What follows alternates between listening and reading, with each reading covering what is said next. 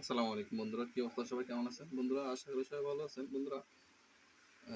গতকালকে একটা ভাই ফোন করছিল অনলাইন থেকে নাম্বার নিয়ে আমার যে ভিডিও দেয় সেই ভিডিও থেকে নাম্বার নিয়ে ফোন করছিল। ভাই জানতে চাইছিল স্যামসাং M30s এর চার্জিং সমস্যার জন্য কীভাবে সে বাইপাস করতে পারে। আসলে কিভাবে আপনি বাইপাস করতে পারেন এটা মুখস্থ বলাটা খুবই কঠিন। এটা আপনার আসলে টেকনিকের উপর নির্ভর করে। আপনার ফোনে কী সমস্যা, একেক ফোনে একেক সমস্যা হইতে পারে, সেই সমস্যার উপর নির্ভর করে। তারপরেও আমি বেসিক কিছু আপনাকে ধারণা দিতে পারি কিভাবে আপনি এটা সমাধান করতে পারেন। ফার্স্ট অফ অল আমি যদি আপনাকে দেখাই, এখানে হলো চার্জিং পোর্টের মধ্যে যেই আমাদের বিবাস লাইন আপনি দেখতে পেয়েছেন, বিবাস লাইন। তারপরে বাকি এই সাইডে 2টা গ্রাউন্ড, এই সাইডে 2টা গ্রাউন্ড। তারপরে আপনার CC1, CC2, SB1, SB2, এই লাইনগুলো আপনাকে একটু দেখতে হবে। এই লাইনগুলো এখান থেকে আপনার বিভিন্ন অপর পাশ থেকে বিভিন্ন কম্পোনেন্টের মাধ্যমে হয়ে এখানে যে বিটিভি কানেক্টর আছে সেই বিটিভি কানেক্টর পর্যন্ত পৌঁছায়। অনেক সময় দেখা গেছে আপনার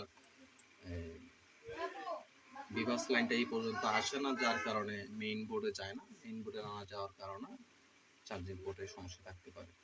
তো প্রথমে আপনি যেটা করতে পারেন, এই চার্জিং পোর্টটা ভালো আছে কিন্তু তা পরীক্ষা করে দেখতে পারেন যে এখানে সবগুলোতে এখানে বিভাস লাইনটা আসে কিনা, বিভাস লাইনে ভোল্টেজ পায় কিনা। তারপরে আপনি এখানে ভোল্টেজ আসে কিনা এটা চেক করতে পারেন। যদি এখানে না আসে, ওইখান থেকে এখানে আপনার বাইপাস করে দিতে পারেন।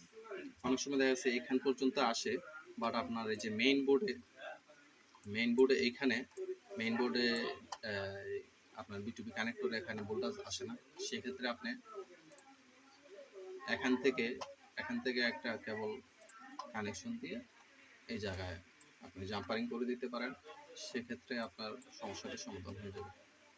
আসলে সমস্যা অনেকগুলো কারণ থেকে হতে পারে। আপনাকে দেখতে হবে কোন লাইনটা মিসিং আছে, কোন কম্পোনেন্ট মিসিং আছে, কোন কম্পোনেন্ট শর্ট হয়ে গেছে, এবং কি চার্জিং পিনের সমস্যা নাকি কী সমস্যা সেটা দেখতে হবে। আশা করি আমি যেটুকু বলছি ছোটোখাটো সমাধান হলে এগুলো সমাধান হয়ে যাবে। এবং কি আপনার ডায়াগ্রামটা আমি দিয়ে দিলাম, জাস্ট আপনার বোঝার জন্য কোথা থেকে কী পয়েন্টগুলো গেছে সেটা আপনি দেখতে পারবেন খুব সহজেই।